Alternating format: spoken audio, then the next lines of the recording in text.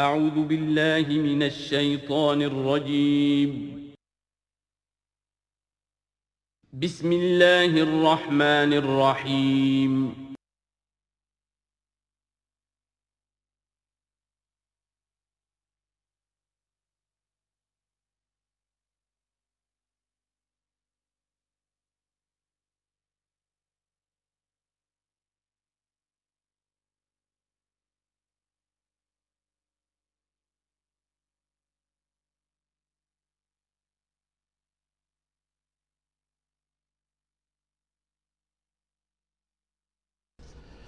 نحمده ونصلي على رسوله الكريم اما بعد فقد قال الله تبارك وتعالى كما ورد في سورة النجم اعوذ بالله من الشيطان الرجيم بسم الله الرحمن الرحيم وأن عليه النشأة الأخرى وأنه هو أغنى وأقنى وأنه هو رب الشعرى وَأَنَّهُ أَهْلَكَ عَادًا الْأُولَى وَثَمُودَ فَمَا أَبْقَى وَقَوْمَ نُوحٍ مِّن قَبْلُ إِنَّهُمْ كَانُوا هُمْ أَظْلَمَ وَأَطْغَىٰ وَالْمُؤْتَفِكَةَ أَهْوَىٰ فَغَشَّاهَا مَا غَشَّىٰ فَبِأَيِّ آلَاءِ رَبِّكَ تَتَمَارَىٰ صدق اللہ العظیم۔ اور یہ کہ اللہ ہی کے ذمے ہے دوبارہ اٹھا دینا، اور یہ کہ اسی نے دولت دی، اسی نے خزانہ دیا، لیکن اس کے ایک معنی یہ بھی ہے کہ اسی نے جس کو بھی فقر آتا ہے اسی کی طرف سے آتا ہے۔ اغنا اقنا، اقنا چونکہ یہ باب افعال ہے تو اس میں سلب ماخذ کا ایک مفہوم بھی ہوتا ہے۔ وَأَنَّهُ هُوَ رَبُّ الشِّعْرَىٰ، وہ ستارہ جس کی کہ عام طور پر پرستش کی جاتی تھی، یہ کہ اس کا رب بھی وہی ہے۔ وَأَنَّهُ أَهْلَكَ عَادًا الْأُولَىٰ، اور یہ کہ اسی نے ہلاک کیا تھا پہلے عاد کو۔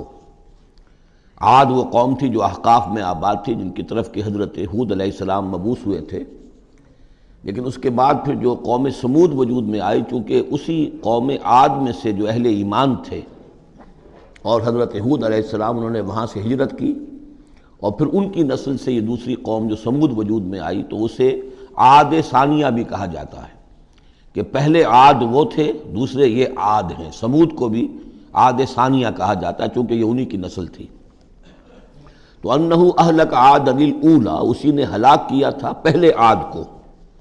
وثمود فابقیٰ، اور عاد ثانیہ یعنی سمود کو بھی تو پھر کسی کو باقی نہ چھوڑا۔ وقوم نوح من قبل، اور ہلاک کیا تھا اس نے نوح کی قوم کو اس سے پہلے۔ انہم کانوا ہم اظلم واطغیٰ، یقیناً وہ تو ان سے بھی بڑھ کر ظالم اور ان سے بھی بڑھ کر سرکش تھے۔ والمؤتفکۃ اہویٰ، اور وہ بستی کہ جسے اس نے پلٹ دیا تھا، الٹی ہوئی بستی کو اس نے پٹخ دیا، اس سے مراد ہے سدوم اور عمورہ کی بستیاں۔ فغشاہا ما غشا، اور پھر اس کو ڈھانپ لیا جس چیز نے کہ ڈھانپ لیا۔ جب اس کے اوپر ایک دفعہ تو وہ زلزلہ آیا اور تلپٹ کر دیا، اور پھر اس پر کنکروں کی بارش ہوئی تھی۔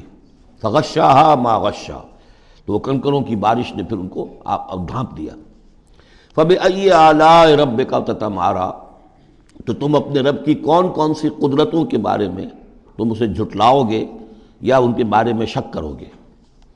ھذا نذیر من النذر الاولیٰ، ھذا یہ یعنی محمد صلی اللہ علیہ وسلم یہ بھی ایک خبردار کرنے والے ہیں، جیسے کہ اور بہت سے خبردار کرنے والے پہلے آ چکے ہیں۔ من النذر الاولیٰ، پہلے کے، نذیر کی جمع نذر۔ ازفت الازفہ، آ چکی ہے قریب وہ آنے والی۔ لیس لہا من دون اللہ کاشفہ، اور نہیں ہے کوئی اس کو کھول دینے والا اللہ کے سوا۔ اس کے یہ بھی معنی ہے کہ جیسے کشتی کا لنگر کہیں ہو تو لنگر کھول کر، لنگر اٹھا کے پھر کشتی کو روانہ کیا جاتا ہے، تو ایسے ہی وہ قیامت ابھی لنگر انداز ہے، لیکن اس کو روانہ کرنا، اسے چلانا اللہ ہی کا کام ہے جب وہ چاہے گا۔ اور یہ بھی ہے کہ اس کا علم جو ہے کہ کھول کر دکھا دیا جائے کہ وہ کب آئے گی، یہ بھی صرف اللہ کے پاس ہے، اس کے سوا کوئی نہیں ہے کہ جو بتا سکے کب آئے گی۔ افمن ھذا الحدیث تعجبون، تو کیا تم کو اس بات سے تعجب ہو رہا ہے؟ ھذا الحدیث، اس قرآن ہی کے بارے میں کہا جا رہا ہے۔ وتضحکون ولا تبکون، اور تم ہنستے ہو اور روتے نہیں ہو۔ وانتم صامدون، اور تم خوش فیلیاں کر رہے ہو، خوش گپیوں میں لگے ہوئے ہو۔ فاسجدوا للہ واعبدوا، بس سجدہ کرو اللہ کے لیے اور اسی کی بندگی کرو، اسی کی پرستش کرو۔ اس سورہ مبارکہ میں جو زور خطابت ہے، جیسا کہ میں نے پہلے عرض کیا کہ ہم لوگ اس کا صحیح اندازہ نہیں کر سکتے۔ یہ جو عربوں کا ایک ذوق تھا، بڑے بڑے خطیب ان کے ہاں ہوتے تھے۔ خود حضور نے فرمایا ہے کہ ان من الشعر لحکمۃ وان من البیان لسحرا، بہت سے شعر ایسے ہوتے ہیں کہ جو حکمت پر مبنی ہوتے ہیں، حکمت کے خزانے، اور بہت سے بیان، بہت سے خطبے، بہت سی تقاریر ایسی ہوتی ہیں کہ جن میں جادو کا اثر ہوتا ہے۔ تو اس خطبے کے اندر جو خطابت کا جوش ہے، جیسا کہ میں نے عرض کیا، اب ظاہر بات ہے کہ وہ عرب اور خاص طور پر جو کہ پوری فصاحت اور بلاغت سے واقف ہوں وہ سمجھتے ہیں۔ لہذا اس کے بارے میں جو رائے آتی ہے وہ یہ ہے کہ آپ نے جس مجمع میں کھڑے ہو کر یہ سورت سنائی تو پورا کا پورا مجمع جو ہے دب بخود رہا، اور وہ ساکت و صامت ہو کر اس کو سنتے رہے۔ وہ کافر بھی تھے، اہل ایمان بھی تھے، بڑے بڑے دشمن بھی تھے حضور کے، لیکن یہ کہ اس کا ایسا زور تھا، اتنا اثر تھا، اتنی تاثیر تھی کہ دم بخود رہے۔ اور آخر میں جب حضور نے یہ آیت پڑھی تو سب کے سب سجدے میں گر گئے۔ البتہ بعد میں پھر انہوں نے بات بنا لی ایک، اور وہ واقعہ ہے تلقا غرانیق العلا کا۔ جب ان سے کہا گیا تم بھی سجدے میں گر پڑے محمد صلی اللہ علیہ وسلم کا یہ کلام سن کر یا قرآن ان کی زبان سے سن کر، تو انہوں نے کہا کہ ہم نے تو سنا تھا کہ اسی میں انہوں نے یہ بھی فرمایا تھا جہاں ذکر آیا ہے افرأیتم اللات والعزی ومناۃ الثالثۃ الاخری، تو وہاں محمد نے یہ بھی کہا تھا تلک الغرانیق العلا وان شفاعتہن لترتجی، یہ بڑی اونچی دیویاں ہیں، بڑی اونچے مقام والی دیویاں ہیں یہ لات اور منات اور عزیٰ، اور یہ کہ ان کی شفاعت کی توقع ہے، شفاعت کریں گی۔ تو ہم نے چونکہ یہ آیت بھی سنی تھی، یہ بھی سنا تھا ان کے زمان سے، لہذا ہم نے سمجھا کہ بس اب جھگڑا ختم ہو گیا، اور محمد نے بھی ہماری دیویوں کو کسی درجے میں مان لیا، جھگڑا تو یہی تھا، لہذا ہم بھی ان کے ساتھ سجدے میں گر گئے۔ لیکن یہ گویا کہ ان کی سخن سازی تھی، یا یہ کہ بعض علماء کی یہ تعویل ہے کہ ہو سکتا ہے کسی شیطان نے جب کہ حضور پڑھ رہے تھے تو یہ الفاظ پڑھ دیے ہوں آواز ملا کر اور انہوں نے سنے ہوں، واللہ عالم۔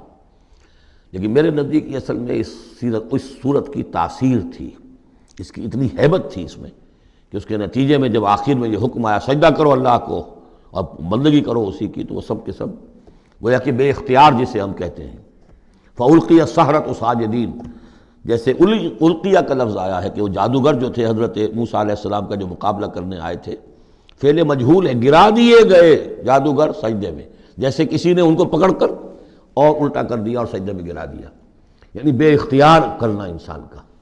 تو ایسا ہی معاملہ اس سورت کے سننے پر بھی ہوا ہے، واللہ عالم۔ سورۃ القمر، بسم اللہ الرحمن الرحیم، اقتربت الساعۃ وانشق القمر۔ قیامت قریب آ چکی ہے، اور جیسا کہ میں عرض کر چکا ہوں کہ قیامت کی نشانیوں میں سے سب سے قطعی اور یقینی نشانی حضور کی بعثت ہے۔ انما بعثت انا والساعۃ کہاتین، میں اور قیامت ایسے ہیں، میرے ساتھ جڑی ہوئی قیامت آ رہی ہے، اب کوئی فصل نہیں ہے زیادہ۔ اور آپ کو معلوم ہے اللہ کا ایک دن 1000 برس کا ہے، تو ابھی تو 1.5 دن بھی نہیں ہوا نبی اکرم صلی اللہ علیہ وسلم کے انتقال کو، اللہ کے حساب سے 1.5 دن نہیں ہوا۔ بہرحال قیامت قریب آ چکی ہے، اس سے آگے چل کر ہم دیکھیں گے ایک صورت میں یہ آیت بھی آئی ہے، انہم یرونہ بعیدا ونراہ قریبا، یہ اسے دیکھ رہے ہیں بہت دور اور ہمیں وہ سامنے نظر آ رہی ہے۔ ہمارے علم میں ہے کہ وہ تو قیامت جو ہے وہ کھڑے ہوئے ہیں اسرافیل اور سور کو منہ پہ انہوں نے لگا رکھا ہے، بس ذرا سا اشارہ ہمارا ہے کہ اس کے بعد وہ سور میں پھونک مار دیں گے۔ اقتربت الساعۃ وانشق القمر، اور ہو گیا، 2 ٹکڑوں میں منقسم ہو گیا۔ یہ ایک خرق عادت بات، میں اسے معجزہ نہیں کہہ رہا، اس لیے کہ میں نے معجزے کی جو بات ہے وہ پہلے بیان کی ہے۔ ہر رسول کا معجزہ وہ ہوتا ہے کہ جو دعوے کے ساتھ پیش کیا جائے، اور پھر خاص طور پر جب کہ مطالبہ کیا جا رہا ہو۔ اس قسم کا کوئی معجزہ محمد الرسول اللہ صلی اللہ علیہ وسلم کا سوائے قرآن کے نہیں، خرق عادت بے شمار ہے۔ اولیاء اللہ کی کرامات ہوتی ہیں تو محمد الرسول اللہ صلی اللہ علیہ وسلم کی کرامات جو ہیں وہ تو 1000 گنا ہوں گی۔ اسی قسم کا ایک واقعہ یہ ہے کہ آپ منی میں تشریف فرما تھے، اور بھی لوگ تھے، ان میں سے کسی نے کہا کہ کوئی نشانی ہو، آپ نے کہا آسمان کی طرف دیکھو، انگلی کی اور وہ چاند سب نے دیکھا کہ دو ٹکڑے ہو کر ذرا سا ہٹ کر ایک دوسرے سے دور ہو کر پھر آ کر جڑ گئے، وانشق القمر۔ اب اس پر بعض لوگوں نے تو اس اعتبار سے اعتراض کیا جس اعتبار سے ہر خرق عادت کی تعویل کرنے کی کوشش کی ہے، سر سید احمد خان مرحوم اور ان کے مکتبہ فکر کے جو لوگ ہیں، لیکن بعض حضرات نے اس اعتبار سے بھی کہ تاریخی طور پر اس کا کوئی ثبوت نہیں ہے، لیکن یہ کہ یہ معلوم ہوتا ہے، ایک تو یہ کہ اس کا جواب یہ ہے کہ ظاہر بات ہے کسی جگہ پر دنیا میں اس وقت رات تھی، کسی وقت وہ دن تھا، اس میں چاند کو دیکھنے کا سوال ہی نہیں۔ پھر یہ کہ جہاں چاند ہوتا ہے اس میں سب لوگ ٹکٹکی باندھے ہوئے چاند کو تو نہیں دیکھ رہے ہوتے کہ آسمان میں کیا ہوا، اور چاند کا دو ٹکڑے ہو کر ذرا سا ہٹنا اس سے کیا فرق واقع ہوا ہوگا، روشنی اس کی جو کہ تو زمین پر رہی جو بھی تھی، تو کسی نے جو ہے خام خواہ پلٹ کر دیکھا ہو۔ لیکن یہ کہ مالابار کے ساحل پر کوئی راجا تھا ہندو، اس نے یہ دیکھا تھا، اتفاق کی بات ہے کہ وہ اس وقت دیکھ رہا تھا آسمان کی طرف، اور وہ حیران ہوا، اس نے دیکھا کہ چاند پھٹا، دو ٹکڑے ہوئے اور وہ ذرا فاصلے پر گئے پھر جڑ گئے آ کر۔ بعد میں اسے جب اسلام کی یہ دعوت پہنچی اور یہ آیت بھی پہنچی تو اس نے اسی گواہی دی کہ میں اس کا چشمدید گواہ ہوں، پھر وہ اسلام لایا۔ واللہ اعلم۔ اقتربت الساعة وانشق القمر وإن يروا آية يعرضوا ويقولوا سحر مستمر، اور اگر وہ دیکھیں کوئی آیت، کوئی نشانی، تب بھی اعراض کریں گے اور کہیں گے کہ یہ تو جادو ہے جو چلا آ رہا ہے پہلے سے۔ وَكَذَّبُوا وَاتَّبَعُوا أَهْوَاءَهُمْ، اور انہوں نے تکذیب کی، جھٹلایا اور اپنی خواہشات کی پیروی کی۔ وَكُلُّ أَمْرٍ مُسْتَقِرٌ، اور ہر معاملہ جو ہے اللہ کا امر کا وہ ایک وقت معینہ کے لیے قرار پا چکا ہے۔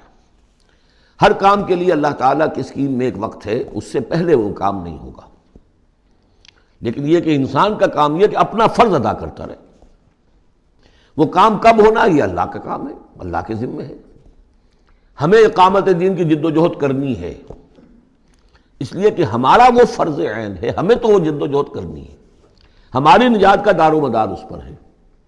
ہمارا کام یہ کہ سمجھیں اس جد و جہد کے لیے طریقہ کار کیا ہے، سیرت النبی سے اس کے لیے اخذ کریں، پھر یہ کہ اس کے کیا آداب ہیں، کیا شرائط ہیں، اور اس کے لیے جو ہے پوری طرح غور و فکر کریں، یہ بات دوسری ہے۔ پھر نظر ثانی بھی کرتے رہیں، کیونکہ اب کوئی معصوم تو ہے نہیں کہ جس کے پاس وقتاً فوقتاً جو ہے وہی آ رہی ہو اور ہدایت مل رہی ہو۔ اجتہاد ہی ہے، اجتہاد میں خطا بھی ہو جاتی ہے، بڑے سے بڑے آدمی سے ہو سکتی ہے، لیکن یہ سب کچھ اپنی جگہ پر، فرض اپنی جگہ ہے، جد و جہد کرو۔ باقی ہو سکتا ہے تمہاری زندگی میں نہ آئے، کوئی پرواہ نہیں، تمہیں اپنا فرض ادا کرنا، تم سرخرو ہو جاؤ اللہ کے ہاں کہ اللہ میں نے زندگی اسی کام میں لگا دی، بس تم کامیاب ہو جاؤ گے۔ باقی کب اللہ کو یہ کرنا یہ اللہ جانتا ہے۔ اس حوالے سے اصل میں جو لوگ ذرا ان چیزوں میں عجلت کے شکار ہو جاتے ہیں، پھر وہ یہ ہے کہ اگر دیکھتے ہیں کہ یہ تو کام نہیں ہو رہا، سیدھے طریقے سے نہیں ہو رہا، تو الٹے سیدھے طریقے، ٹیڑھی انگلیوں سے گھی نکالو اگر سیدھے سے نہیں نکل رہا، بائی ہک اور بائی کرک، دائیں بائیں سے کسی طریقے سے، پھر وہ غلطیاں ہوتی ہیں، پھر وہ تحریکیں جو ہیں غلط راستوں پہ پڑ جاتی ہیں۔ اصل غلطی یہی ہوتی ہے کہ یہ نہ سمجھا جائے کہ اس کو کر گزرنا میرا فرض ہے، نہیں نہیں نہیں، اس کو کرنے کی جد و جہد میں تن من دھن لگا دینا میرا فرض ہے، کر گزرنا یہ اللہ کے ذمہ ہے، وہ کب چاہے گا کہ یہ ہو اسی وقت ہوگا۔ وَلَقَدْ جَاءَهُم مِّنَ الْأَنبَاءِ مَا فِيهِ مُزْدَجَرٌ، ان کے پاس وہ خبریں آ چکی ہیں، انباء الرسل، جس میں ڈانٹ ہے، ان کے لیے تہدید ہے، اگر ان خبروں کو وہ سنیں اور سمجھیں تو ان کے لیے بھی اس میں سبق ہے۔ حکمتٌ بالغۃ، جہاں وہ ڈانٹ اور ڈپٹ ہے اس کے اندر، وہیں پر حکمت بھی ہے پوری، اور بالغہ پوری حکمت۔ فما تغنی النذر، لیکن یہ کہ یہ جو بھی آئے خبردار کرنے والے، ان سے ان کو کوئی فائدہ نہیں پہنچا۔ فتول عنہم، کوئی ہر صورت میں آپ دیکھ رہے ہیں، اے نبی ذرا آپ درگزر کیجئے، آپ ذرا توجہ ہٹا لیجئے۔ فتول عنہم، تو آپ ذرا ان سے آپ اپنا رخ پھیر لیجئے۔ یوم یدعو الداعی الی شیء نکر، جب وہ دن آئے گا جس دن کہ ایک پکارنے والا پکارے گا ایک بڑی ناگوار چیز کی طرف، جب سور پھونکا جائے گا اور یہ نکلیں گے اپنے قبروں سے۔ خش عن ابصارہم، ان کی نگاہیں زمین میں گڑی ہوئی ہوں گی۔ یخرجون من الاجداث کانہم جراد منتشر، یہ اپنی قبروں سے ایسے نکل کر آئیں گے جیسے کہ ٹنڈی دل پھیلا ہوا ظاہر بات ہے ایک ایک جگہ پر نہ معلوم کتنے کتنے لوگ جو ہیں وہ دفن ہیں. اب پورے 10,000 برس نسل انسانی زمین پر اگر رہی ہے، یا ہو سکتا ہے اس سے بھی زیادہ ہو، اللہ عالم، تو پھر یہ کہ آخر انسان جو نکلیں گے، جو بڑے بڑے شہر گنجان آباد علاقے تھے وہاں سے جو نکلیں گے ٹڈی دل، جراد المنتشر،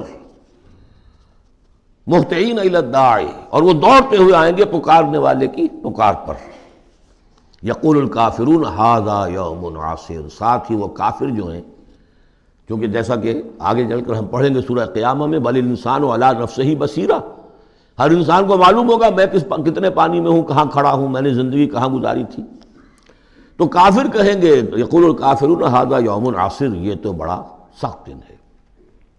کذبت قبلہم قوم نوح، اب دیکھیے کہ اس میں سورہ نجم میں انباء الرسل نہیں تھی، دلائل عقلی اور آیات آفاقی وہ ساری گفتگو تھی. اب یہاں پر یہ اس کا جوڑا ہے قمر، اس میں انباء الرسل ہے، وہی جوڑے کی جو سورہ انعام اور سورہ اعراف جو اس کا مکمل ترین سمجھیے کہ ایک مثال تھی، اس کے لیے ایک نمونہ، تو اسی طریقے پر آپ کو یہ تقسیم ملے گی. کذبت قبلہم قوم نوح، جھٹلایا تھا ان سے پہلے نوح کی قوم نے، فکذبوا عبدنا، انہوں نے ہمارے بندے کو جھٹلا دیا. وقالوا مجنون وازدجر، کہا مجنون ہے، پاگل ہو گیا ہے، اور جھڑک دیا گیا ہمارا وہ بندہ، ہمارا وہ جلیل قدر رسول. فدعا ربہ، تو اس نے پکارا اپنے رب کو، انی مغلوب فانتصر، میں تو اب مغلوب ہو گیا ہوں، مجھ پر غلبہ پا لیا اس قوم نے، بس میری مدد فرما اور انتقام لے. جیسے کہ ہم پڑھ چکے ہیں، وَلَقَدْ سَبَقَتْ كَلِمَتُنَا لِعِبَادِنَا الْمُرْسَلِينَ إِنَّهُمْ لَهُمُ الْمَنْصُورُونَ وَإِنَّ جُنْدَنَا لَهُمُ الْغَالِبُونَ.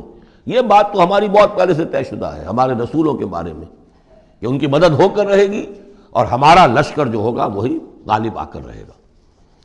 تو جب انہوں نے دعا کی، دہائی دی، انی مغلوب فانتصر ففتحنا ابواب السماء بماء منہمر، تو ہم نے کھول دیے آسمان کے دروازے اس پانی کے ساتھ جو پھر چھاجوں برستا رہا مسلسل.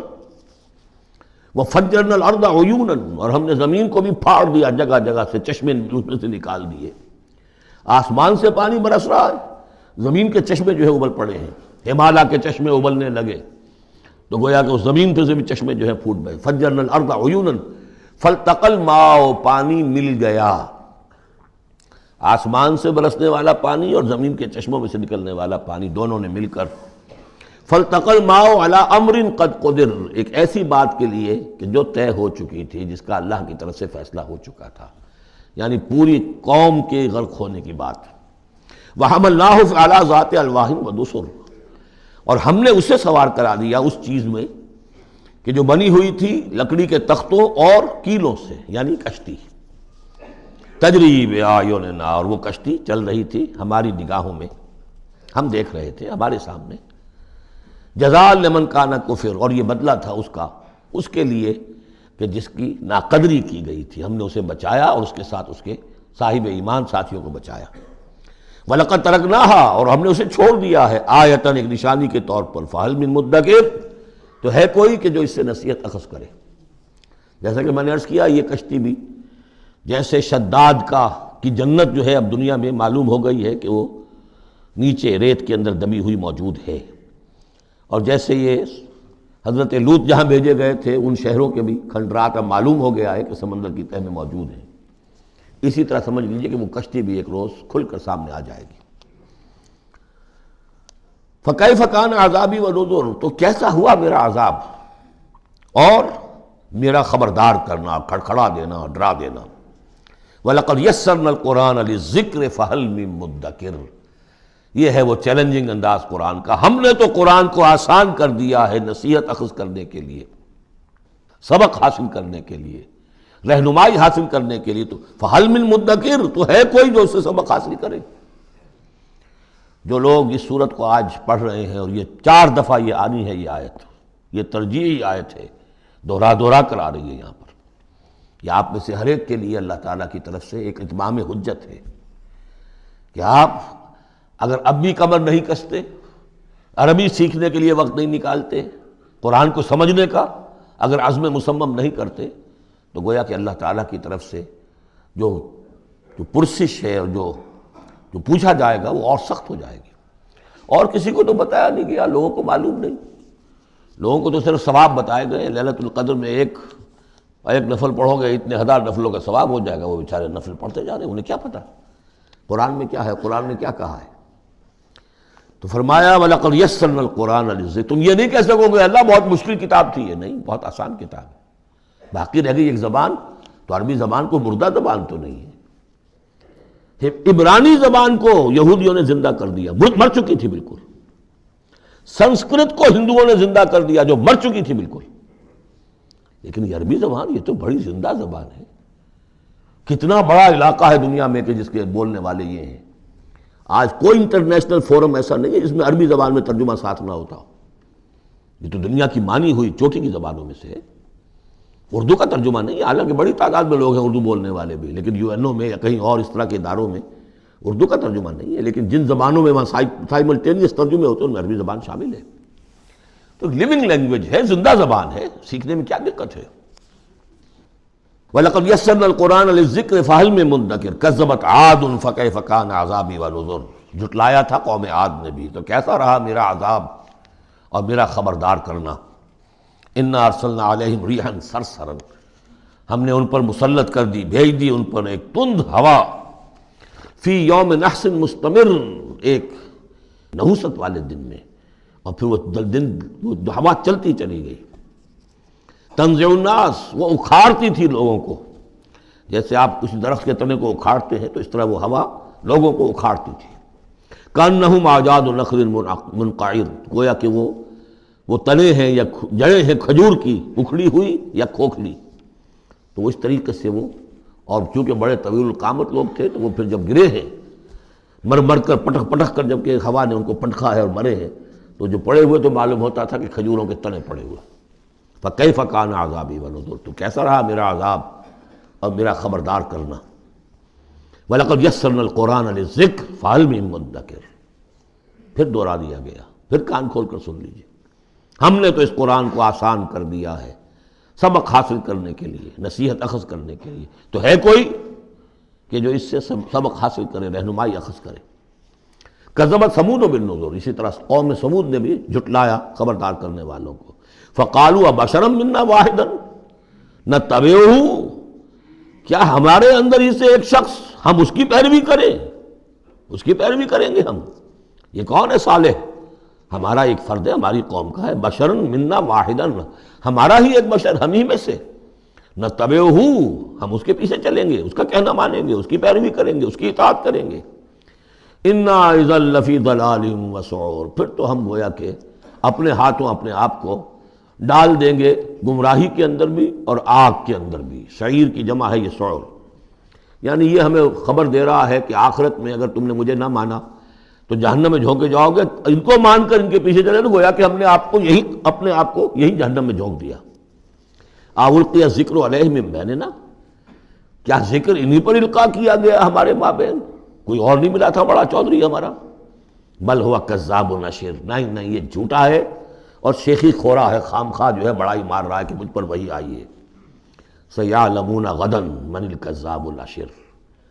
بتا دیا گیا کہ کل ہی تمہیں معلوم ہو جائے گا، عنقریب معلوم ہو جائے گا کون جھوٹا ہے، کون شیخی خورا ہے، صالح یا تم. انا مرسل الناقۃ فتنۃ لہم. ہم بھیج دیتے ہیں یہ اونٹنی کا جو معجزہ انہوں نے طلب کیا تھا، یہ ان کے لیے فتنہ ہے، ان کے لیے آزمائش ہے. فارتقبہم واصطبر. تو سب اب ان کا انتظار کیجئے.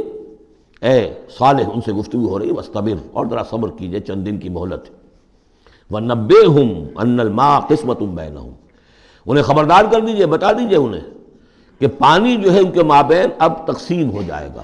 یعنی ایک دن وہ اللہ کی اونٹنی ناقۃ اللہ جو اللہ نے پیدا کی خاص طور پر معجزانہ طریقے پر، وہ پانی پیے گی، اور دوسرے دن ان کے تمام جو مال مویشی ہے وہ آ کر پانی پئیں گے. ہوتا یہ تھا کہ جب وہ آتی تھی تو اس کی ہیبت سے تمام جانور بھاگ جاتے تھے. تو پھر معاملہ ہوا کیا کیا جائے. تو طے کیا گیا کہ اب باری مقرر کر دی جائے، ایک دن وہ آئے گی اور سارے چشمے کا پانی پی جاتی تھی، اور دوسرے دن پھر یہ کہ وہ اپنے مویشی لاتے تھے اور پلاتے تھے. ان الماء قسمۃ بینہم کل شرب محتضر. ہر باری پر پہنچا جائے گا. فنادوا صاحبہم، تو انہوں نے پکارا اپنے ایک صاحب کو، اپنے ایک جو زیادہ ان میں سخت تھا، فتعاتا، اس کی دہائی دی کہ یہ کرو بھائی کوئی علاج اس کا، اس اونٹنی کا۔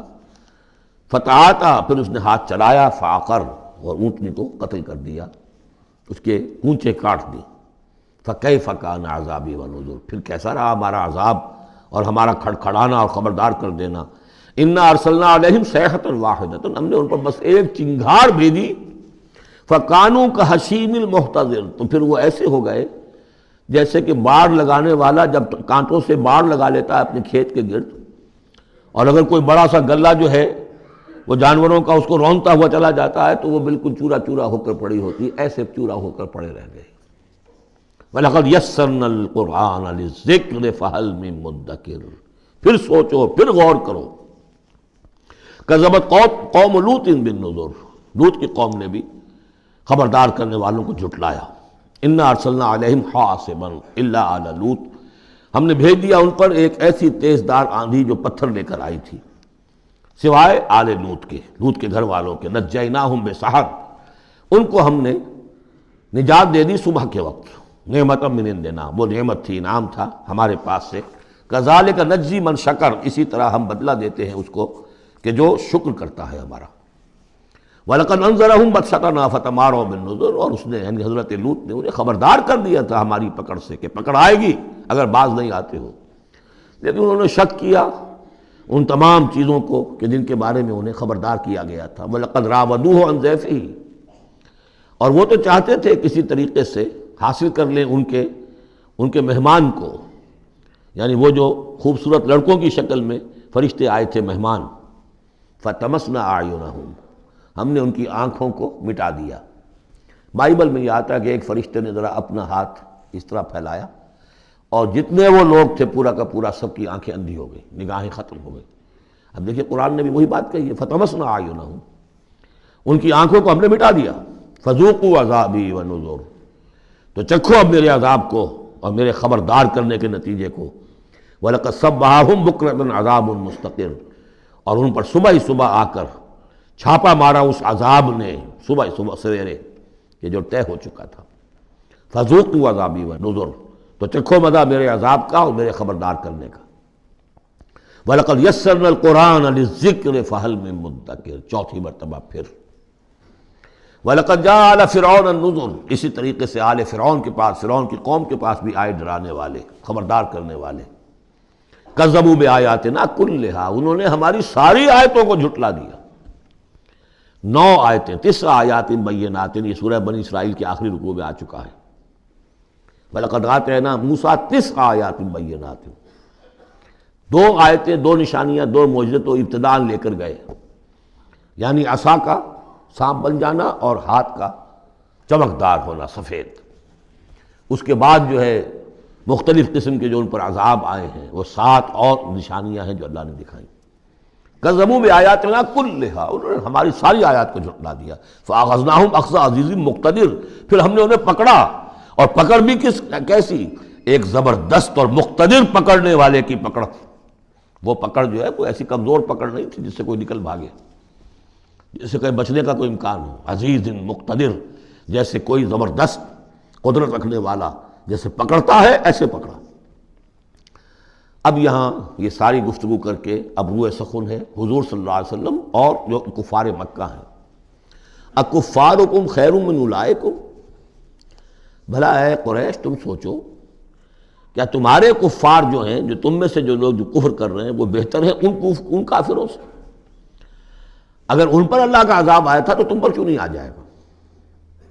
اکفارکم خیر من اولئکم ام لکم براۃ فی الزبر، یا تمہارے لیے اللہ تعالیٰ کی طرف سے کوئی فارغ خطی ہے، کوئی ایشورنس ہے کسی سابقہ کتابوں میں کہ تم پر عذاب نہیں آئے گا؟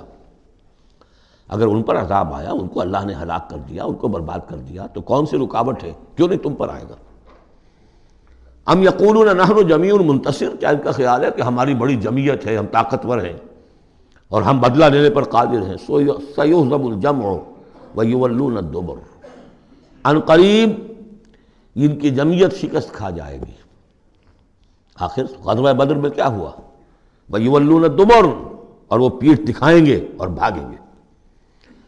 تو روایت سیرت میں جو آتا ہے واقعہ کہ حضور نے جو طویل دعا کی اور طویل سجدہ کیا بدر سے ایک شب پہلے، طویل ترین دعا آپ نے کی، طویل ترین سجدہ کیا، اس میں جو دعا کی اس میں یہاں تک الفاظ آئے کہ اللہ اگر یہ سب ہلاک ہو گئے جو میری 15 برس کی کمائی ہے جو میں نے لا کے میدان میں ڈال دی، پھر قیامت تک تیری بندگی کرنے والا کوئی نہیں ہوگا۔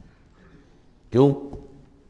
کہ میں تیرا آخری رسول ہوں، میرے بعد کوئی نبی نہیں، کوئی رسول نہیں، میری 15 برس کی کمائی یہ ہے جو میں نے لا کے یہاں ڈال دی۔ تو اس کے بعد پھر حضرت ابوبکر نے بھی کہا، وہ پہرے پر کھڑے ہوئے تھے کہ بس حسبک حسبک، حضور بس کیجئے بس کیجئے، لیکن عین اسی وقت پھر یہ آپ نے سر اٹھایا تو کہا، یہی آیت پڑھتے ہوئے آپ کی زبان مبارک پر یہ آیت جاری تھی اس وقت، سَيُهْزَمُ الْجَمْعُ وَيُوَلُّونَ الدُّبُرَ، یہ جمعیت جو ہے ہزار کی یہ شکست کھا جائے گی اور یہ سب پیٹھ دکھا کر بھاگیں گے۔ بَلِ السَّاعَةُ مَوْعِدُهُمْ وَالسَّاعَةُ أَدْهَىٰ وَأَمَرُّ، بلکہ یہ تو چھوٹے موٹے عذاب ہیں جو دنیا میں آئیں گے، شکست ہو جائے گی اور کچھ مارے جائیں گے 70 ان کے، یا کچھ اور ہو جائے گا، یا ذلت ہو جائے گی، رسوائی ہو جائے گی۔ سن 9 ہجری میں اعلان عام کر دیا جائے گا قتل عام کا، اور پھر یہ جو ہیں پھر یہ ایمان لائیں گے یا عرب چھوڑ کے بھاگ جانے پر مجبور ہو جائیں گے۔ لیکن یہ چھوٹی چیزیں ہیں، بل الساعۃ موعدہم، اصل جو ان کے وعدے کا وقت ہے وہ ہے قیامت، والساعۃ ادھیٰ وامر، اور وہ قیامت جو ہے وہ بہت بڑی آفت بھی ہے اور بہت کڑوی بھی ہے۔ مرن کہتے ہیں کڑوے کو، اور امر سب سے زیادہ کڑوی۔ ان المجرمین فی ضلال وسعور، یقیناً یہ مجرم جو ہے یہ بھٹکے ہوئے بھی ہیں اور یہ آگ کے مختلف طبقات کے اندر ہوں گے۔ یوم یسحبون فی النار علی وجوہہم، جس دن کہ یہ گھسیٹے جائیں گے آگ میں ان کے چہروں کے بل، ذوقوا مس سقر، کہا جائے گا ذرا اس آگ کے مس ہونے کا مزہ چکھو۔ انا کل شیء خلقناہ بقدر، یقیناً تمام چیزیں جو ہم نے پیدا کی ہیں ایک اندازے کے مطابق پیدا کی ہیں۔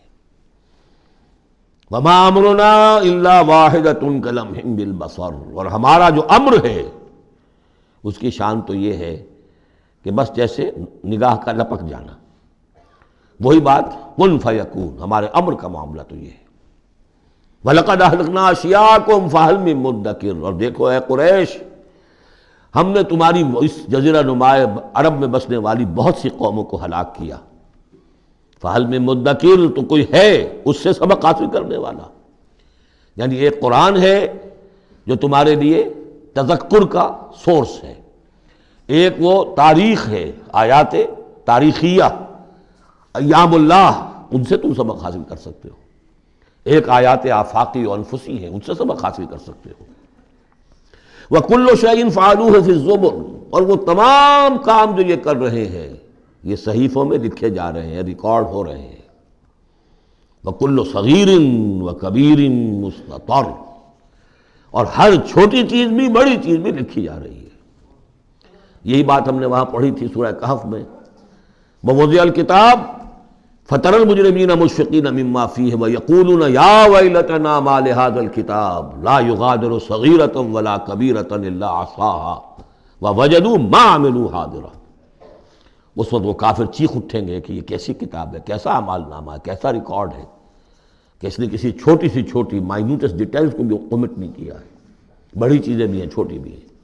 تو یہاں بھی فرمایا کل صغیر و کبیر مستطر، ان المتقین فی جنات و نہر، یقیناً ہمارے خدا ترس بندے، ڈرنے والے بندے، آخرت کے خیال سے لرزاں و ترساں رہنے والے بندے، ہمارے احکام کی پابندی کرنے والے بندے، دنیا کی زندگی میں پھونک پھونک کر قدم رکھنے والے بندے، وہ ہوں گے باغات میں اور نہروں میں، چشموں میں۔ فی مقعد صدق عند ملیک مقتدر، ان کا بہت اعلیٰ رتبہ ہوگا۔ قدم صدق، یہ سورہ یونس میں بھی آ چکا ہے، قدم صدق عند ربہم، عند ملیک، اس بادشاہ کے مقرب ہو جائیں گے، قریب ہوں گے، مقتدر، شہنشاہ ارض و سما جو مقتدر ہے اس کے مقربین میں ان کا شمار ہوگا۔ اللہم ربنا اجعلنا منہم، اللہم ربنا اجعلنا منہم۔ اللہم ربنا اجعلنا منہم، آمین یا رب العالمین۔ سورۃ الرحمن اور سورۃ الواقعہ یہ آخری جوڑا ہے۔ میں نے عرض کیا تھا شروع میں کہ یہ 7 صورتیں جو ہیں ان میں سے سورہ قاف منفرد ہے، سورہ زاریات، سورہ طور جوڑا ہے، سورۃ النجم، سورۃ القمر جوڑا ہے، سورۃ الرحمن، سورۃ الواقعہ یہ جوڑا ہے۔ یہ جوڑا بڑا عجیب ہے۔ قرآن مجید کی یہ 2 صورتیں ایسی ہیں کہ نبوت، رسالت، وحی، ان تینوں کے ذکر سے بالکل خالی، ذکر ہی نہیں۔ ہر صورت کا اپنا ایک مزاج ہے، اپنی ایک خاص شان ہے اس میں۔ اور دوسرے یہ کہ سورہ رحمان جو ہے یہ واحد صورت ہے پورے قرآن میں جس میں مسلسل خطاب جنوں اور انسانوں سے متواتر ہو رہا، پیرلل۔ ویسے تو یہ کہ یہ بات میں عرض کر چکا ہوں کہ جنوں میں کوئی نبی نہیں، ان میں روح نہیں ہے، روح آدم میں پھونکی گئی تھی، اور چونکہ ریسیپینٹ آف وحی از روح، تو ان کے ہاں وحی نہیں ہے، لہذا وہ بھی جو انسانوں میں رسول آئے ہیں انہی کی ہدایت کے پیرو رہے۔ ان میں سے جو اچھے لوگ ہیں، جو نیک لوگ ہیں، وہ ایمان لائے، جس کی ایک مثال ہمارے سامنے آ بھی چکی ہے۔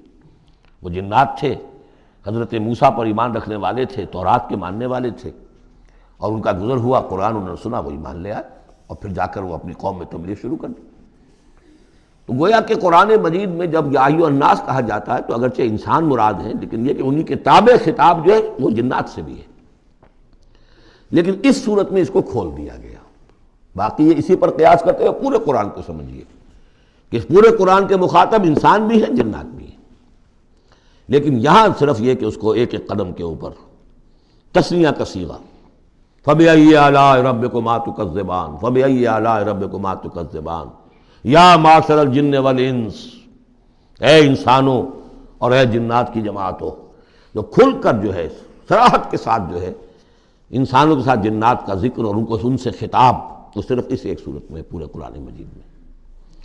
ایک اور بات یہ ہے کہ اس میں 2 جنتوں کا تذکرہ ہے، اور سورہ واقعہ میں بھی ایسا ہی ہے۔ ان دونوں میں ترتیب عجیب ہے مضامین کے اعتبار سے، جس کو کہ آپ مرر امیج کہتے ہیں۔ آج کل مکان بہت سے بنتے ہیں ایسے کہ بالکل مرر امیج ہوتے ہیں کہ یوں لا کے ملا دیے تو ایک جیسے ہوں گے۔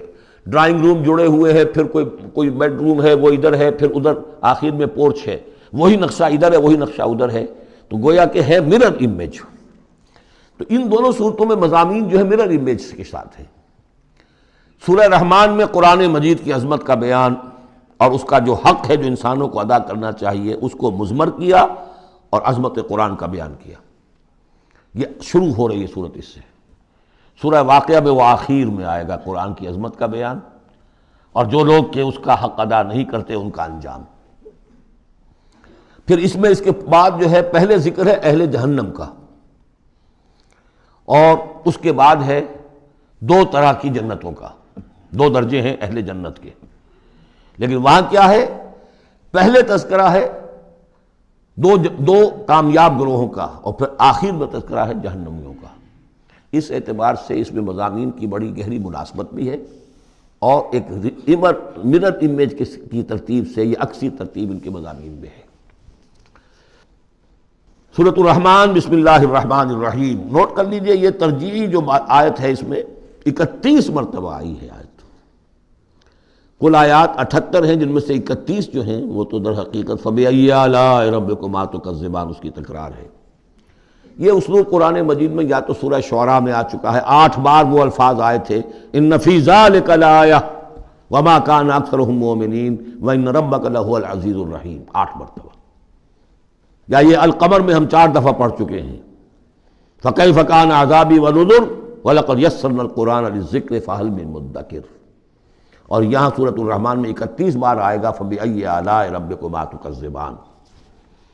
بسم اللہ الرحمن الرحیم۔ الرحمن علم القرآن خلق الانسان علمہ البیان۔ رحمان، اور یہ اللہ کا وہ نام ہے جو رحمت کے مادے سے، لیکن خاص شان اس کی یہ ہے کہ جس میں ایک طوفانی کیفیت ہے اللہ کی رحمت، ٹھاٹھے مارتے ہوئے سمندر کی طرح۔ غضبان ہم پڑھ چکے ہیں 2 دفعہ، نہایت غضبناک حضرت موسیٰ کے لیے لفظ آیا غضبان آصفہ. تو عرب کہے گا اگر بھوک سے مر رہا ہے انا جوعان، پیاس سے مر رہا ہے انا عطشان، تو رحمان کے وزن پر بہت مبالغہ ہوتا ہے، اور اس میں ایک شان ہوتی ہے جیسے کہ طوفانی شان، طوفان وہ بھی اسی میں ہے. الرحمن وہ ہستی کہ جس کی رحمت ٹھاٹھے مارتے سمندر کے مانند ہے. علم القرآن، اس نے قرآن سکھایا ہے. یعنی یہ کہ قرآن مجید کی عظمت کا تصور کرو، یہ اللہ کی رحمانیت کا مظہر عتم ہے، اس کی رحمت کی سب سے بڑی شان، اس کا مظہر عتم جو ہے وہ قرآن ہے. دوسری بات یہ، اللہ کے ناموں میں چوٹی کا نام رحمان ہے، بہت پسندیدہ. رحمت کی تو ضرورت ہر شخص کو ہے. حضور نے فرمایا میں بھی مستغنی نہیں. آپ نے ایک موقع پہ فرمایا کہ کوشش جنت میں صرف اپنے اعمال کی بنیاد پر نہیں جائے گا جب تک کہ رحمت خداوندی دستگیری نہ کرے. اور حضرت عائشہ سے ہے یہ روایت. حضرت عائشہ نے پوچھ لیا، ظاہر بات ہے میاں بیوی کے درمیان ایک بے تکلفی بھی ہوتی ہے کہ کیا حضور آپ بھی؟ آپ نے فرمایا ہاں میں بھی. الا ان یتغمدنی ربی برحمتہ، میں بھی جنت میں نہیں جا سکوں گا مگر اس صورت میں کہ میرا رب مجھے اپنی رحمت سے ڈھانپ لے. تو رحمان چوٹی کا نام ہے اللہ کے ناموں میں سے. اور جو علم اللہ نے دیا ہے انسان کو، اس میں چوٹی کا علم قرآن ہے. ایک علم وہ ہے ریویلڈ نالج جس کی چوٹی یہ ہے، ایک علم ہے ایکوائرڈ نالج، رفتہ رفتہ انسان جا رہا ہے. لیکن سب سے اونچا علم، سب سے بڑا علم خلق الانسان، اسی نے انسان کو بنایا، اور اس کی کریشن کا کلائمیکس انسان ہے. تخلیق کی معراج انسان ہے. خلقتہ بیدی، اپنے دونوں ہاتھوں سے بنایا ہے، جس میں عالم امر اور عالم خلق جمع ہو گئے. اس سے آگے علمہ البیان، جو صلاحیتیں انسان کو دی ہیں ان میں چوٹی کی صلاحیت جو ہے بیان ہے. انسان کو کہا گیا حیوان ناطق، نطق، قوت بیان. اور یہ بات ہمیں معلوم ہے کہ یہ جو انسان کا جو برین ہے، ظاہر بات ہے گوریلاز میں بھی ہے، چمپینزیز میں بھی ہے، اور بھی حیوانات کے اندر بھی ہے، گھوڑے کا بھی برین ہے. لیکن یہ برین جیسے جیسے رفتہ رفتہ لوئر اینیمل سے اوپر آپ آ کر دیکھتے ہیں، ہائیسٹ انسان کے اندر آ کر اس کا جو گرے میٹر ہے، وہ جو ہائیسٹ ایوالوڈ فارم ہے، اس میں مختلف ایریاز ہیں. یہ ویژن کا ایریا ہے، آنکھ سے جو انفارمیشن جا رہی ہے وہ پھر ڈسائفر ہوتی ہے گرے میٹر کے اس پچھلے حصے کے اندر. ہیئرنگ ایریا ہے. لیکن سب سے بڑا رقبہ جو ہے وہ ہے سپیچ سینٹر، اور اس کے 2 حصے ہیں، دوسرے کی بات سننا اور سمجھنا، پھر اپنی بات کہنا. یہ 2 ایسپیکٹس ہیں اس کے. تو سپیچ سینٹر، اس میں دونوں چیزیں آ جائیں گی، کلام کا فہم اور پھر کلام کو دوسروں تک پہنچانا. تو علمہ البیان، اللہ نے صلاحیتیں تو اور بھی دی انسانوں کو بہت سی، آنکھ بھی دی، کان بھی دیا. لیکن یہ آنکھ اور کان تو حیوانات میں بھی ہے، بلکہ بعض حیوانات کی بصارت ہم سے کہیں زیادہ آگے ہے. بعض حیوانات وہ ہیں کہ جنہیں روشنی کی بھی ضرورت نہیں دیکھنے کے لیے، بغیر اندھیرے میں بھی دیکھتے. ہم تو اندھیرے میں نہیں دیکھ سکتے. اس طرح کان، گھوڑے کا کان جو ہے اس کے کان کھڑے ہو جاتے ہیں اینٹنا کی طرح سے. اگر کہیں سے آہٹ ہو، جب یہ اب تک گھوڑ سوار نے کچھ نہیں دیکھا، کھلا سنا ہے، جب ذرا سی آہٹ کہیں کی گھوڑے نے سن لی. اس حوالے سے باقی چیزیں جو ہیں ان میں تو یہ کہ علیحدہ علیحدہ گنا جائے گا تو صلاحیتیں باقی شاید انسان سے بہتر بھی دوسرے حیوانات میں ہیں. سونگھنے کی صلاحیت کتے میں جتنی ہے ہمارے پاس تو 1/100 بھی نہیں ہے. حیوانات میں سونگھنے کا ایریا جو ہے وہ بہت بڑا ہوتا ہے برین کے اندر. وہ سونگ کر چیزوں کو اندازہ کرتے ہیں کھانے کی ہے کہ نہیں ہے. لیکن انسان کے ہاں آ کر ہائیسٹ لیول آف برین میں یہ اسپیچ سینٹر ہے. اب یہ جو 4 آیتوں سے 3 جملے بنے، الرحمن آیت 1 ہو گئی لیکن جملہ تو نہیں بنا. الرحمن مبتدا ہے، علم القرآن خبر ہے، جملہ اب بنا. تو جملے 3 ہوئے، الرحمن علم القرآن خلق الانسان علمہ البیان. اس کو جو ریشو پروپورشن کا قاعدہ ہوتا تھا نسبت و تناسب کا حساب میں، ارتھمیٹک میں 3 ویلیوز دی گئی ہیں، چوتھی تلاش کرو. چوتھی ویلیو اس میں کیا ہے جو مضمر ہے، چھپی ہوئی ہے. انسان کو جو بہترین صلاحیت اللہ نے دی ہے قوت بیان، اس کا مصرف بھی ہونا چاہیے بہترین. اس کا بہترین مصرف یہ ہے کہ قرآن سمجھو اور سمجھاؤ. قرآن پڑھو اور پڑھاؤ۔ جیسے کہاوت ہے کہ توپ اس لیے نہیں بنتی کہ اس سے مکھیاں ماری جائیں، اسی طرح اتنی بڑی صلاحیت جو تمہیں اللہ نے دی ہے، اسی صلاحیت کو وکلاء استعمال کرتے ہو، جو اچھا آرگو کر سکے اس کی فیس بڑھتی چلی جاتی۔ ڈیماگوگ کوئی لیڈر ہے، بڑی اچھی تقریر کر سکتا ہے، وہ مرنے مارنے پر جو ہے مجمع کو آمادہ کر دے گا، لوگوں کو آمادہ کر دے گا، وہ اپنی گردنیں کٹوا دیں گے، لیڈر بن جائے گا۔ تو یہ صلاحیت جو ہے اس لیے نہیں ہے کہ تو دنیا میں لیڈریاں اپنی بناؤ اس کے ذریعے سے، اس کا مصرف کیا ہے؟ قرآن سمجھو اور سمجھاؤ۔ یہ ہے بیان، اللہ کا بیان۔ اس بیان کو سمجھنا، پہلے تو اسپیچ سینٹر کا وہ حصہ جو ہے اس کو سمجھے، اور پھر اسپیچ سینٹر کا جو دوسرا جو حصہ ہے وہ اس کو بیان کرے۔ چنانچہ اس کو کھول کر بیان کر دیا محمد رسول اللہ صلی اللہ علیہ وسلم نے۔ حدیث ہے آپ کی جس کے راوی ہیں عثمان ابن عفان۔ دیکھیے نام کے اندر بھی وہ قافیہ مل رہا ہے، الرحمن علم القرآن خلق الانسان علمہ البیان عن عثمان ابن عفان۔ اب عفان کے بیٹے عثمان نے روایت کیا، حضور نے فرمایا خیرکم من تعلم القرآن وعلمہ، اور خیر یہاں پر سپرلیٹو کے سنس میں آ رہا ہے، تم میں بہترین لوگ وہ ہیں جو قرآن سیکھیں اور سکھائیں۔ اب سورہ قمر کے فوراً بعد یہ وَلَقَدْ يَسَّرْنَا الْقُرْآنَ لِلذِّكْرِ فَهَلْ مِن مُدَّكِرٍ الرحمن علم القرآن خلق الانسان علمہ البیان الشمس والقمر بحسبان۔ یہ سورج اور چاند سب ایک حساب کے ساتھ ہیں، ان کی گردش حساب کے ساتھ ہے، اسی حساب سے دن بن رہے ہیں، راتیں بن رہی ہیں، ہفتے اور سال اور مہینے بن رہے ہیں۔ والنجم والشجر یسجدان، نجم جو ہے ایک تو ستارے، سورج اور چاند کے مناسبت سے تو اس کے لیے ستارے کی مفہوم ہے، لیکن نجم جو عربی زبان میں جھاڑیوں کو بھی کہتے ہیں جو زمین میں ہوتی ہیں، کیونکہ یہ ستارے بھی زمین میں اتنے نظر آتے ہیں جیسے کہ جھاڑیاں ہوں۔ والنجم والشجر یسجدان، شجر کے حوالے سے اگر ترجمہ کرتے ہیں تو وہ جھاڑیاں، یہ بھی سجدہ کرتے ہیں، اللہ کے سامنے سربسجود ہوتے ہیں، ان کے سائے، جیسا کہ کئی دفعہ آ چکا ہے۔ والسماء رفعها ووضع الميزان، اور آسمان کو اس نے بلند کیا اور اس میں رکھے ترازو۔ یہاں اس سے مراد وہ ترازو نہیں ہے جو کہ تولتی ہے دنیا کے اندر، اس میں بیلنس ہے، کاسمک بیلنس۔ آسمان اور زمین کے اندر، آسمان میں جتنے اجرام سماویہ ہیں، ان کو جو چیز تھامے ہوئے ہے، قائم رکھے ہوئے ہے، وہ ایک بیلنس ہے۔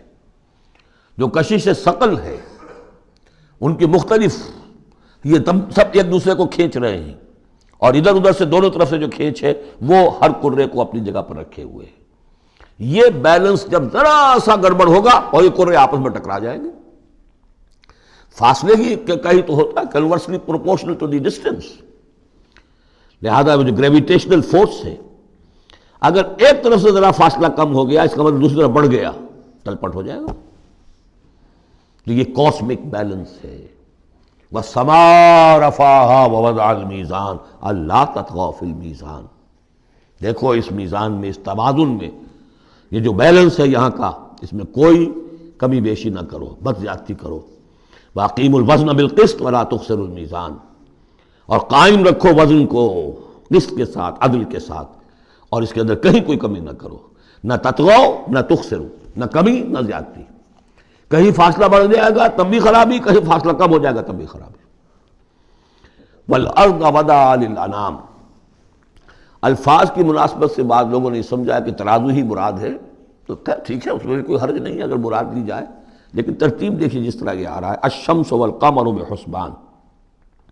اب اس کے حوالے سے یہ گویا کہ کاسموس کی بات ہو رہی ہے، اس کاسموس کی بات کے بعد نیچے اتر کے وَالْأَرْضَ وَضَعَهَا لِلْأَنَامِ، تدریجاً نیچے آ رہے ہیں، اور زمین کو ہم نے بنا دیا، رکھ دیا لوگوں کے لیے، پست کر دیا، ان کے قدموں میں بچھا دیا اپنی مخلوقات کے لیے، اور مخلوقات میں انسان بھی ہیں، جنات بھی ہیں۔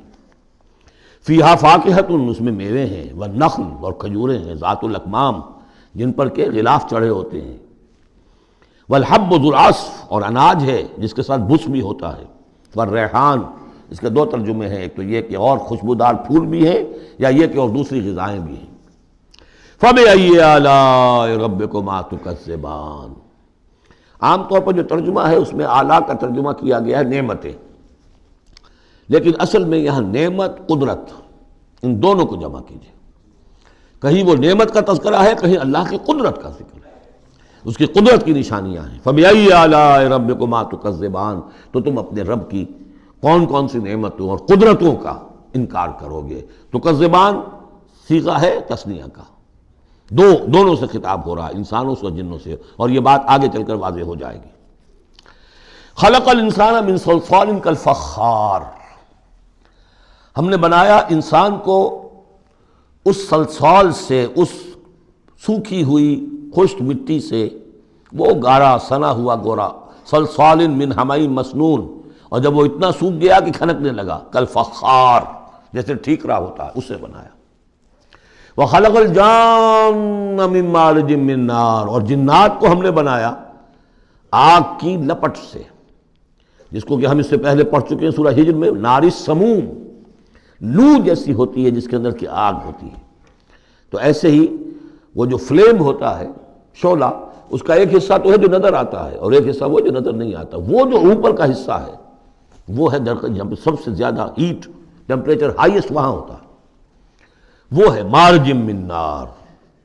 فَبِأَيِّ آلَاءِ رَبِّكُمَا تُكَذِّبَانِ، رب المشرقین و رب المغربین، وہ رب ہے مشرقوں کا بھی، دونوں مشرقوں کا اور دونوں مغربوں کا. یہ تسنیہ کی جو مناسبت سے یہاں پر مشرقین و مغربین کا، کہیں مشارق والمغارب ہے، رب المشارق والمغارب، کہیں مشرق و مغرب ہے، اور یہ سب ٹھیک ہے. مشرق و مغرب واحد کی حیثیت سے بھی درست ہے. اور مشرقین اور مغربین، اس وقت کا جو مشرق ہے جہاں سورج نکل رہا ہے، اس کے مقابلے میں مغرب ہے جہاں وہ ڈوبے گا. لیکن وہی مغرب وہ مشرق ہے دوسرے، ہمارا جو پیچھے جو حصہ ہے گلوب کا اس کا مشرق ہے، اور جو ہمارا مشرق ہے وہ اس کا مغرب ہے. تو دو مشرق دو مغرب. پھر یہ کہ ہر نقطہ جو ہے زمین پر وہ مشرق بھی ہے مغرب بھی ہے. کسی نہ کسی وقت وہاں پر سورج جو ہے طلوع ہو رہا ہے، کبھی وہاں پر غروب ہو رہا ہے. تو مشارق والمغارب. لیکن یہاں پر تسنیہ کی مناسبت سے رب المشرقین و رب المغربین، دونوں مشرقوں کا رب مالک اور دونوں مغربوں کا. فَبِأَيِّ آلَاءِ رَبِّكُمَا تُكَذِّبَانِ مَرَجَ الْبَحْرَيْنِ يَلْتَقِيَانِ، اس نے چلا دیے دو دریا جو آپس میں ملے ہوئے بھی ہیں، بَيْنَهُمَا بَرْزَخٌ لَا يَبْغِيَانِ، لیکن ان کے مابین ایک ایسا پردہ حائل ہے کہ وہ ایک دوسرے میں گھستے نہیں ہیں، داخل نہیں ہوتے، اپنی حد کے اندر رہتے ہیں. یہ ہیں گرم روئیں چلتی ہیں ٹھنڈے پانی کے سمندر میں، یا جیسے کہ کابل پر نظر آتا ہے دو دریا چل رہے ہیں، دریائے سندھ کا پانی علیحدہ نظر آ رہا ہے اور دریائے کابل کا علیحدہ نظر آ رہا ہے، اور یہ اٹک پر نظر آتا ہے، اور کافی دور تک پھر یہ علیحدہ علیحدہ چلتے نظر آتے ہیں. فَبِأَيِّ آلَاءِ رَبِّكُمَا تُكَذِّبَانِ يَخْرُجُ مِنْهُمَا اللُّؤْلُؤُ وَالْمَرْجَانُ، اور ان دونوں سے نکلتے ہیں موتی بھی اور مونگے بھی. فَبِأَيِّ آلَاءِ رَبِّكُمَا تُكَذِّبَانِ وَلَهُ الْجَوَارِ الْمُنشَآتُ فِي الْبَحْرِ كَالْأَعْلَامِ، اور اس کے لیے ہی ہیں، اللہ ہی کی ملکیت ہے وہ پہاڑ جیسے جہاز، جوار المنشآت جو اونچے کھڑے رہتے ہیں اور سمندر میں ایسے ہوتے ہیں جیسے پہاڑ. پچھلے زمانے میں بھی تو اگرچہ بادبانی ہوتے تھے، لیکن جب بادبان کھل جاتے تھے تو بڑی اونچی جو ہے بادبان ہوتے تھے ان کے، پہاڑ کی طرح، پہاڑیاں چھوٹی چھوٹی. اور آج جو کچھ چلتے ہیں بڑے بڑے جہاز، ان کو جو دیکھیں تو واقعی تو وہ پہاڑ ہوتے ہیں سمندر میں. فَبِأَيِّ آلَاءِ رَبِّكُمَا تُكَذِّبَانِ كُلُّ مَنْ عَلَيْهَا فَانٍ. اب یہ جو یہاں آئی ہیں اب تک آیات، اللہ کی صنائی، اللہ کی قدرت نوٹ کریں گے جب ہم سورہ واقعہ پڑھیں گے. پہلے آیا ذکر قرآن، اس کی عظمت، اور اس کا جو ایک مضمر ہے چیز کہ انسان کو اس قرآن کی عظمت اور فضیلت کو سمجھ کر، اگر اللہ نے وہ جو شعر علامہ اقبال کا، اگر یک قطرہ خون داری اگر مشتے پرے داری، بیا با من تو آ موزم طریق شاہ بازی را، اگر تمہارے جسم میں کوئی قطرہ خون ہے اور کوئی مٹھی بھر پر بھی تمہیں دے رکھے ہیں، اے چڑیا اے بیا، آؤ کہ میں تمہیں شاہ بازی کے طریقے سکھاؤں. اسی طریقے سے اگر تمہیں بولنے کی صلاحیت دی ہے اللہ نے، تو اس کا مصرف کیا ہے؟ خیرکم من تعلم القرآن وعلمہ. سمجھنے کی صلاحیت دی ہے، قرآن سمجھو. بیان کرنے کی صلاحیت دی ہے، بیان کرو قرآن کو. پھر یہ کہ اللہ تعالیٰ کی تخلیقی قوت اس کا تذکرہ ہوا. وہاں آپ دیکھیں گے یہ بالکل الٹی یہی ترتیب ہوگی. آخر میں قرآن مجید کی عظمت، اس سے پہلے اللہ کی تخلیقی عظمت، اللہ کے یہی جو اعلیٰ ہے. اس کے بعد اب پہلے جہنم والوں کا تذکرہ یہاں ہو رہا ہے، وہاں بعد میں ہوگا. فرمایا کل من علیہا فان، جو بھی ہے اس زمین پر جو بھی مخلوقات ہیں سب فنا ہونے والی ہے. وَيَبْقَى وَجْهُ رَبِّكَ ذُو الْجَلَالِ وَالْإِكْرَامِ، باقی تو رہے گا صرف تیرے رب کا منہ، تیرے رب کا چہرہ جو بہت بزرگی والا ہے اور بہت عظمت والا ہے. اب یہ کہ اللہ کا چہرہ ہم کیا اس کو نہیں سمجھ سکتے، آیات متشابہات میں سے ہوگا. جو اس کا مفہوم سمجھیں گے وہ یہ ہے اللہ کی ذات باقی، باقی سب چیز اللہ تعالیٰ کے سوا سب فانی، پوٹینشلی سب فانی ہے. اپنے طور پر سب کسی کا وجود جو ہے اپنے بل پر قائم نہیں ہے. اللہ جب تک قائم رکھے تو در حقیقت وہ خود اپنے بل پر قائم نہیں ہے، وہ تو اللہ تعالیٰ نے ان کو قائم رکھا ہوا ہے. کل من علیہا فان، اللہ باقی من کل فان، اللہ ہی باقی ہے، باقی تمام فانی ہے. وَيَبْقَى وَجْهُ رَبِّكَ ذُو الْجَلَالِ وَالْإِكْرَامِ فَبِأَيِّ آلَاءِ رَبِّكُمَا تُكَذِّبَانِ يَسْأَلُهُ مَنْ فِي السَّمَاوَاتِ وَالْأَرْضِ، جو بھی ہے آسمان اور زمین میں وہ سب اس کے در کے سوالی ہیں، اسی سے مانگ رہے ہیں. وجود بھی ملا ہے اسی سے، حیات کسی کے پاس ہے دی ہوئی ہے اسی کی، کوئی صلاحیت ہے تو دی ہوئی ہے اسی کی، کوئی ذہانت ہے تو دی ہوئی ہے اسی کی، روز کا رزق جو آ رہا ہے اسی کا عطا کرنا. ہر ایک سائل ہے.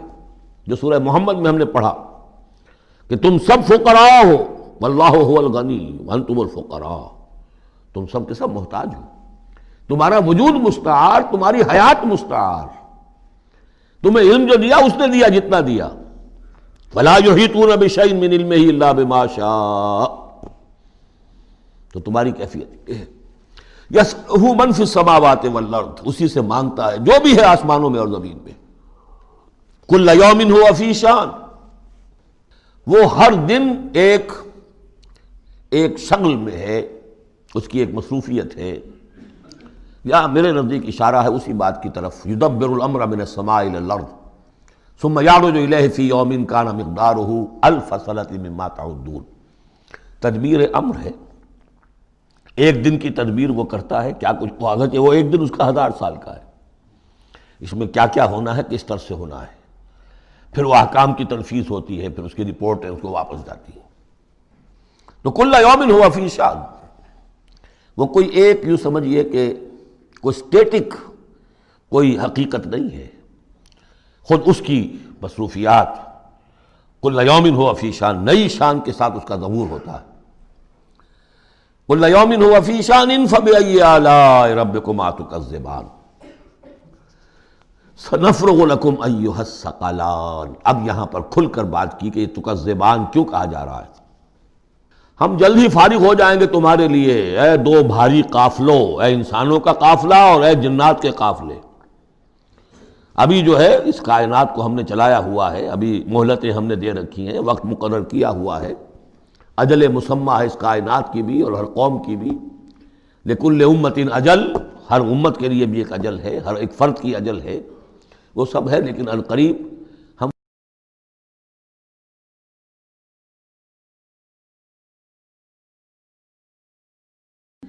فَبِأَيِّ آلَاءِ رَبِّكُمَا تُكَذِّبَانِ، تو اے جنات اور اے انسانوں کی جماعتوں، تم اپنے رب کی کن کن نعمتوں کا اور کن کن صنائیوں کا، کن کن قدرتوں کا انکار کرو گے. بارک اللہ لی ولکم فی القرآن العظیم ونفعنی وإیاکم بالآیات والذکر الحکیم.